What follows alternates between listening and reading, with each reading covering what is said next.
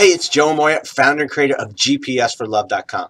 Here at GPSforlove.com, I receive a ton of emails each week, many of which break my heart because I understand where you've been. But, I recently received one that, really tugged at those heartstrings, and I wanted to share it with you because it's something that you've all been through. It's, when you're with a guy and he just suddenly disappears and you're left holding your head going, WTF, what just happened? So here it goes. Hey, Joe, I love the way you share knowledge going straight to the point. Well, you have to help me out here because I just can't understand. I met a guy who was doing all of those good things. I took the chance to tell everybody that I had the sweetest man in the whole wide world, and I introduced him to my family and friends. Besides treating me like his priority, he actually told me, "You are my priority." He respected me so much that he actually asked me to be his girlfriend before we were intimate. We spent 2 months seeing each other 2 or 3 days during the week, going out together, enjoying activities we both liked. Spent hours on the phone and sent multiple text messages throughout the day. The hours of the day that we spent together were never enough. We always had issues saying goodbye. He even told me nobody ever treated him with that much love. He actually cried the first time he said it to me. He had a hard time during his marriage with a woman who abused, exploited, and disrespected him without compassion. We spent Thanksgiving at his family's house, and he introduced me to all of them as his partner, his girlfriend, and his soulmate. He met some of my family in one of my cousin's houses. We had planned to celebrate Christmas and New Year's Eve together, but he suddenly disappeared 2 days before Christmas. And he suddenly stopped communicating, first with the excuse that he was busy working, then that he had a meeting, then eating at his boss's house, and he never called me again. On Christmas Eve, he sent me a text message saying that he was sorry because he couldn't be with me at this special time, that it was great to meet me and how special I was.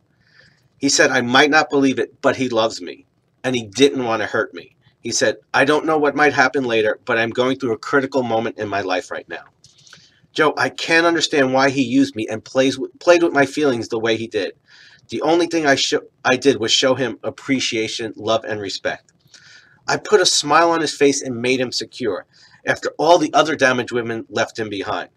He said on his Christmas Eve card that he knows he owes me an explanation and the answers to so many questions. I was very explicit with him from the beginning. Out of almost all the questions I asked him, one of my last questions was if there was anything I needed to know that he didn't tell me yet, and his answer was no. Can I at least have an idea of what's going on with this weak soul? Well, thanks in advance. Well, first of all, my heart goes out to you because we've all been there. We've all given our all to someone, and we think it's the one, right?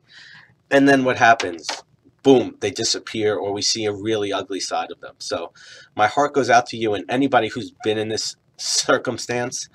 But what I want you to understand here is that he didn't do this intentionally. He didn't play with your feelings. He didn't use you. Okay, if you've seen my report, The 5 Emotionally Unavailable Men, this is the textbook wounded child. You said it in parts of your email that he had a hard time during his marriage with a woman who abused, exploited, and disrespected him without compassion. And it's not only that, because the key is, why did he marry that person in the first place? Because she was abusive pretty much from the beginning. I can tell you that. I was in one of those relationships. He stayed with that woman probably for a long period of time. So I know this is the hard thing to understand, and this is why we date, and this is why we don't just jump right in. Because see, in the beginning, everything's wonderful. We're meeting friends, we're going, on vacation. The sex is great. And like, this is it. This is going to be the one.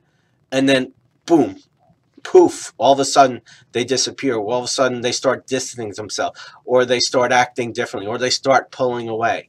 Okay. This is a telltale sign of a wounded child, a guy who's got some emotional stuff that he needs to work on. He even said it to you. This is a critical moment in his life. All his stuff is coming to the surface. See, you said in the email, you tried to make him secure. You cannot make a man feel secure. No matter how much you love him, no matter how much you're there for him, no matter how much you cook, no matter how much you get on your knees for him, if he's not secure in who he is, if he doesn't have some emotional stuff that he hasn't dealt with, then it's going to come to the surface. This is why if you follow my blogs and you follow the GPS for Love way, you sit back, you date. Because I remember when I met my wife, Natalie, we all go through this, male or female, and I was waiting for her stuff to come up because that was my experience. This is what happens. You date someone, everything's great in the beginning, and then sooner or later, somewhere down the road, all the shit hits the fan. So I was waiting, and I remember just sitting back, and I remember like just it was around for me. It was like about the 6 month mark, where I was just, this has all been great, everything's wonderful, but when's the shit gonna hit? When's the ugly stuff gonna start coming out? And the more we were together, it just never happened, and it was just easy, and we worked everything out, and we were just on the same page. And after a year, it's like, wow, I guess this is the person I'm going to be with. She was everything that I was looking for. And so I know this is hard to understand, and I know you're sitting there and you want to look at it and go, he was a jerk, or why did this happen? And I believe life doesn't happen to you, it happens for you.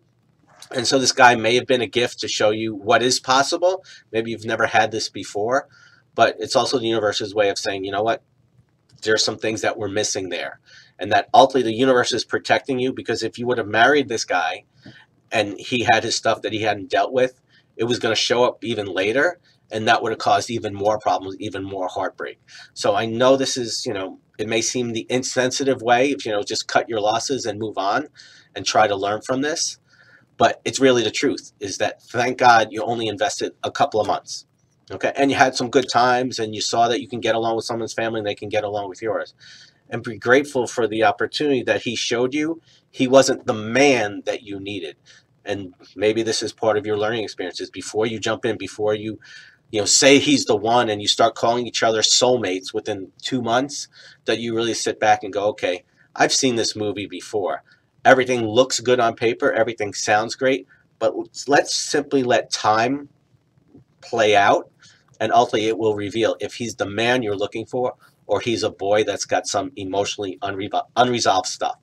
So I know this is one of those, tell it to her straight videos, but really, that's the point of all this, is let's get to the truth. Let's identify and recognize these guys, and let's just date them. And before we jump into relationships because we think they're the right one, let's take our time, really look under the covers, and allow them to show us if they are the right guy or they're not.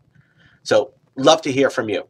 Has this happened for you? Have you, been in scenarios where you thought it was the one, you had given it your all, and then you also realize it's not? If so, share what you've learned from your journey with the other members of our community, so that they don't have to learn the hard way as well. As always, it's an honor, privilege to be with you. We'll see you next time. Much love.